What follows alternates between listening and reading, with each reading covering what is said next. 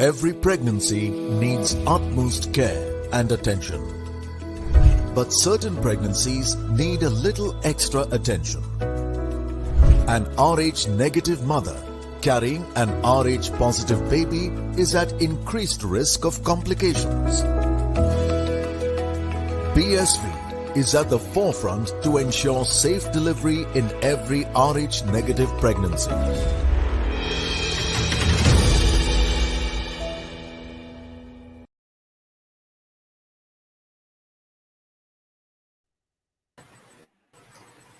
Hello and welcome to the Outside View, presented by Women's Quick Zone and brought to you by BSV, Puma, Food and Wellness, MRI Hospitals and MPL Sports Foundation.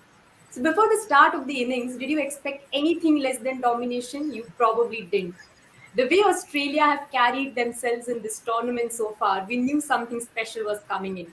A special partnership there between the openers and then Alyssa Healy and Beth Mooney. And then England, Anya Shapsul making a little comeback there on a hat trick as well. A lot of events in this first innings so far. And we are here with our experts to discuss this first innings. I have alongside me Britney Cooper and Dane Niekerk. So, firstly, before we start talking about the batters, coming to you, Dane, first. Should we just talk about the decision of England to bowl first? We saw in the semi-final game that South Africa also opted to bowl first, and so Australia put a very big total in front of them. Of course, it's a World Cup game. Probably would want to have a target in front of you, but knowing the depth and strength of Australia's batting unit, do you think that decision was absolutely right? Yeah, look, I was actually saying to Marizon when we watched this last couple of overs as well, and we just spoke about the semis, and I said to you know what, because we spoke about how England's going to go about this, and I said the whole World Cup, I said, I hope the one team takes a leaf out of the book of the other team. You know, what did they do well? How can we implement it that way? And I said to her, oh, that thought just got me about what you just said is. Did they not watch the semi-final? South Africa thought yes, won the toss, bowling first, and then they scored close to 300. So I would have thought, yes, I thought it wasn't a bad, because you think, okay, Australia is a very good chasing side, but also runs on the board. If you get anything in excess of 270, you have something to bowl to, and you can maybe put a batting lineup under pressure. But them setting might not put them under pressure. They've got the freedom to go, and that's what you saw. From the Australian batters. They just had complete freedom and took their time at the start, and then just absolutely bullied the bowling all the way through until the back end there, with Strapsel got a couple of wickets. But yeah, look, I just think might probably not have been the right. If you look at the previous game as well, it looks like a flat batting track. Definitely. We know that Australia love to chase, but we also know that they wouldn't mind putting up a good total on board as well. Let's have a look at the batting scorecard. A daunting one there, with the openers giving the team a very good start. Alyssa Healy, 170. Rachel Haynes there, 68. Beth Mooney just coming in there and helping to continue the momentum that the openers gave the side. Of course, a couple of wickets there in the middle. We saw Meg Lanning take the charge of the field with the bat. Playing her 100th one-day international game, and Elise Perry also coming in and chipping in those 17 runs for the side. But let's just first talk about Alyssa Healy. In the pre-show as well, we were discussing how the most number of runs, probably then it was 76%, but now it would be definitely more, that the runs for Australia have come from their top order. Alyssa Healy's innings against South Africa, I remember Marina also in the show, she said that probably the young batters should take a leaf from her book and learn how to accelerate your innings. Do not think of the strike rate at the very beginning. Just preserve your wicket. And today, let's just have a look at what she has achieved today with her innings. Alyssa Healy, of course, scored that 170 runs. Here it is, 509 runs in this World Cup she scored. Highest score in a World Cup final, 170. Highest individual score by a wicket-keeper batter in ODIs. What else can you ask for in a final when you're playing and you're just continuing the domination of the side, Britney? I don't even know how to really explain that innings is just like it just seemed like England had no answers and Healy was just on top every ball. I love how she used the crease. Love how she used the crease. Just perfect the perfect innings to me to in such an important game in a final. We know that she scored 100 in the semi-finals against South Africa, but this is a much better innings, not because it's more runs she scored, but I just felt like how you said how she accelerated her innings in the latter part, and she used the crease, she was scored all around the ground. Yeah, what an innings!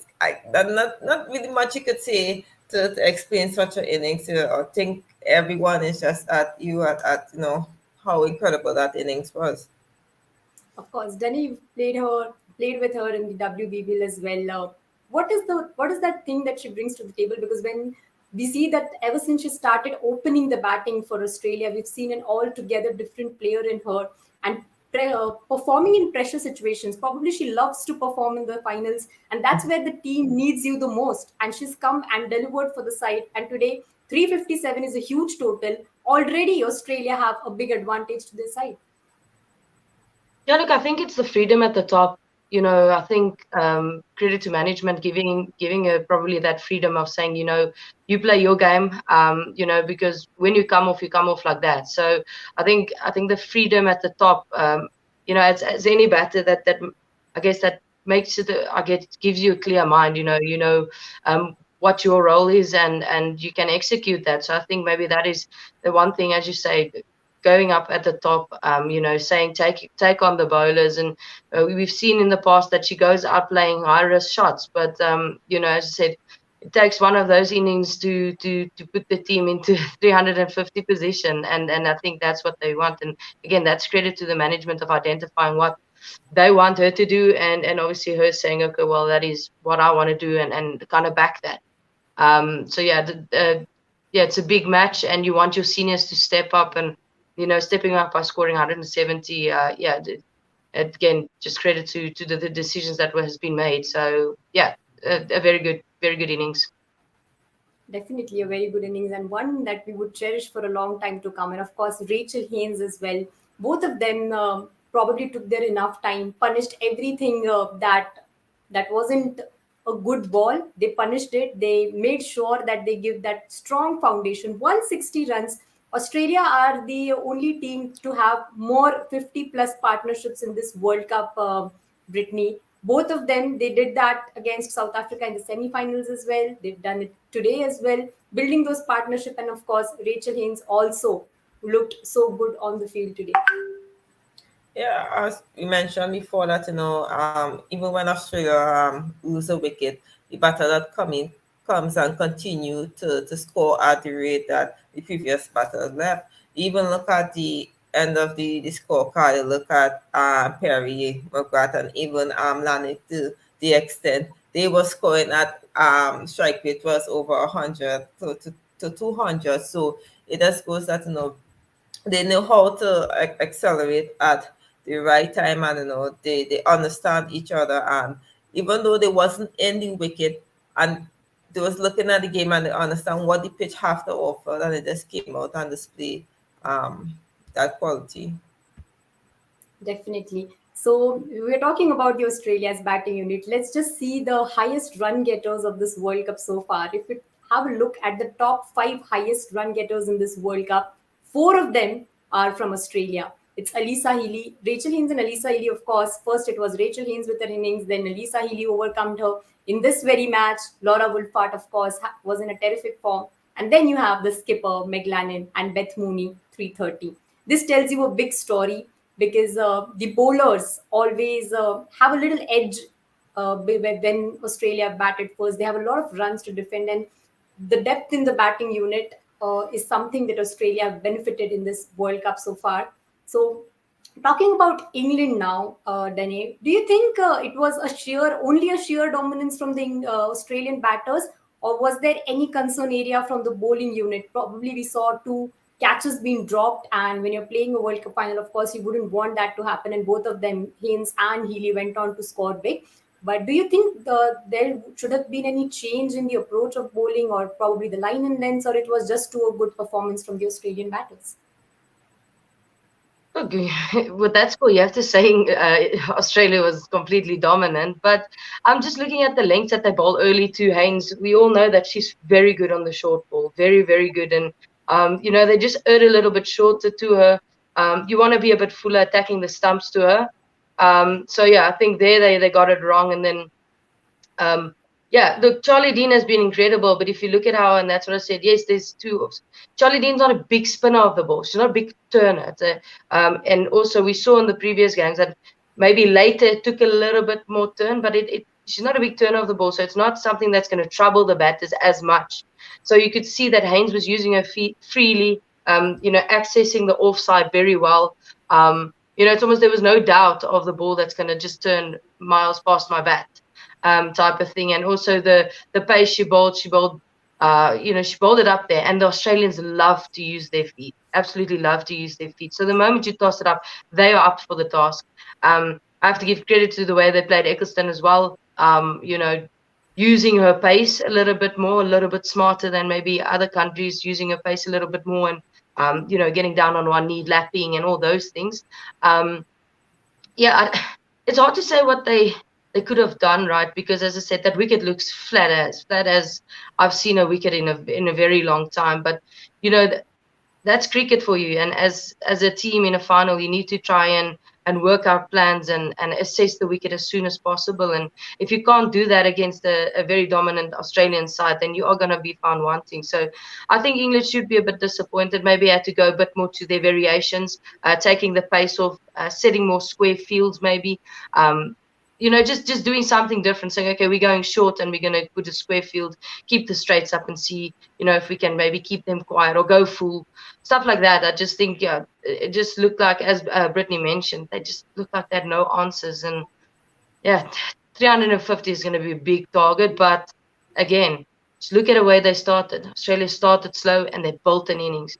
They didn't bat for it. It didn't look like they wanted to score 350, but the way they went about it. Again, the wicket's flat. It'll do the job for you, but you need to obviously be patient and get yourself in. Definitely. And we saw in the group stage match when Australia and England faced each other, Australia had then scored 310 runs, and England fell short just by 12 runs. So they still would want to come there and give strong fight, and that's what they would aim to do. So if we get to before we get to the chase, let's just have a look at the bowling scorecard from England. Of course, they would have wanted to get those early breakthroughs, especially with the kind of start the openers have given to the side. Anya Shrapsol, of course, joined the party, came into the party, but it was too late by then. But probably it made a little bit of difference there of 10-15 runs. Had Healy still was there on the field, that would have taken Australia even for 15-20 runs more. Sophia Eccleston with 1 run, and Anya Shrapsol was economical with the ball as well there. But now England have a very big task in their hand. And if we have to come to the chase, we would want to see a Tammy Bowman special today, Britney, isn't it? Because we know that she's the highest run getter in the world, last ODI World Cup when it was played. Of course, she has looked on and off in this tournament so far, but Danny Wyatt has found her rhythm back. So a good partnership there today from England is what would make a big difference for them if they look to defend their title. England will need some really good partnerships on the whole, not just one. Each batter will have to come out and display that confidence, probably take a page out of Australia book, where obviously England have nothing to lose. And, for the mini likes of Jonah and Natsiva is going to be very important in this innings, because the middle order will have to come really good. We saw Wyatt get some runs in the last game, and I know Bowman been consistent from the start of the World Cup, but last 2 games she haven't really scored any runs. But for me, it will be to see how they play the spinners, because as Dane said, when I saw Dean bowl the first over and there wasn't spinners, I started to shook my head. I was like, this is going to be a very difficult one because England have been very reliant on Charlie Dean and Sophia Kassun. So for me, I think it'll be how England play Australia. Spinners will give them a good run in this game. And Sophia Dunkley there would also want to just resume for where she left from the last game, Dane, because we've seen the way she's reinvented herself after being not the part of the side. She went into the domestic circuit, worked on her game, and that has reflected in her performances with the kind of performances she has brought in this World Cup. And a good performance today from her would be awaited from the England side. Yeah, she's been invaluable down the order for for England. She, as I mentioned in the previous game, she she took the international cricket like this. Yeah, she's going to be very important. But I also think that England, just the way I said for the chase for South Africa, they need to identify what they want to score in the last 10. Chasing such a mammoth total. And almost like backing Sophia to do that because she bats at a really good strike rate. So it's almost like, sounds odd, but the team or the top order saying what can we do to assist her down the order, with maybe a Catherine Brown that can strike the ball really far. Just identifying what they can do. But yeah, she is going to be important. But it's also important that England don't put too much pressure on her. She can't come in and you expect her to score 10 and over from the get-go. So, a very interesting chase on their hands. I need to go at sevens from the start. So it's not easy because you can't take your time too much because the run rate's going to jump up a little bit. But it's, certainly they're going to have to find a way to make sure that Sophia has adequate time to make an impact in the game, but also not impossible. Of course, and they wouldn't want to lose this opportunity to give all their best. But there is this daunting bowling unit of Australia as well. We see Darcy Brown there, the 19-year-old. Do we need to tell her that she's been doing a very big deal in this World Cup so far, opening the bowling alongside Megan Shute, keeping it tight. And then, of course, as you mentioned, Britney, along with the pacers, the spinners also, you're excited to watch the battle out there, and then it's Alana King. How do you see the Australian bowlers today coming in and taking the charge of the field? They have plenty of runs to defend, and once again we're going to see a dominating Australian bowling unit coming in, just attacking the England batters there. I believe the Australia pace bowling attack will come out really aggressive. Come on, they have 350 plus runs on the board to defend. So I think that Darcy Brown going to look to find that perfect let on that flat wicket, and she's going to be very aggressive. Alana King is going to be a key for Australia in that middle over period. But as I said, I know England challenge right now to get even close to that total would be to play Australia spinners as good as they play theirs. Your take on that, Dane? Because it's a huge lot of runs for the Australian bowling unit there, and we've seen that they've done. Alana King, if we have to talk about her as well, she's been impressive ever since she's made her debut for Australia there.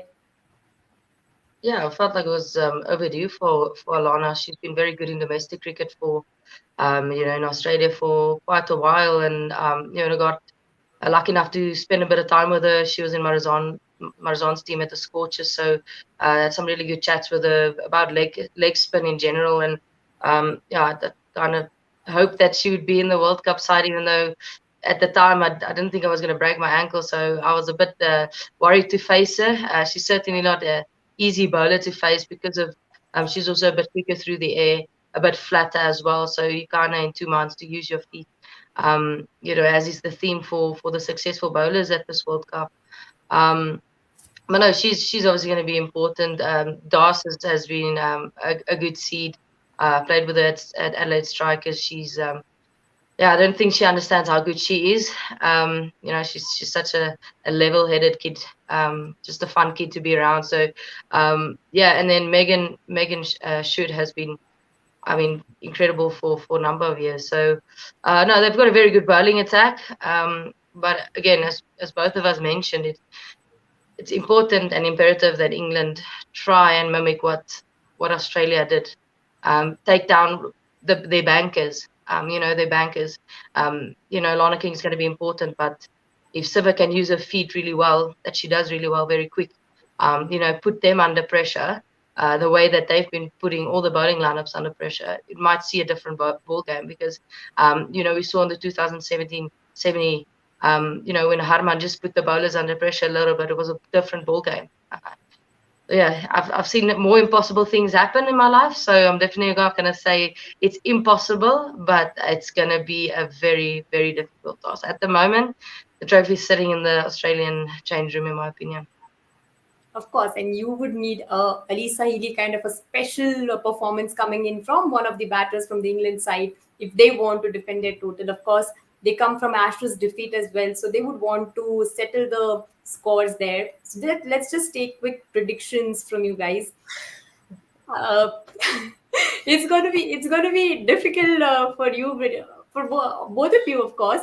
But instead of asking who is going to be crowned as the champions, let's see who is going to give that tough fight with the bat for England, because we know that someone coming in and stepping up for the side would be important for the England setup there.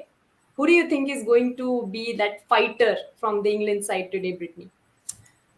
For me, I would say that Seva Stani recently mentioned that she's a really good player, a spin, and she will need to bat as deep and long into England innings to even come close to that 300 mark. Your pick, Danny? Yeah, I'm with Britney. Massive fan of Nat Siva. She showed it in the group stages when they played Australia. Came from nowhere, scored probably for me one of the most impressive hundreds in the World Cup. So yeah, my pick's definitely Nat. She's powerful, front foot and back foot, and as Britney mentioned, she needs to take it really, really deep for them to have half a chance.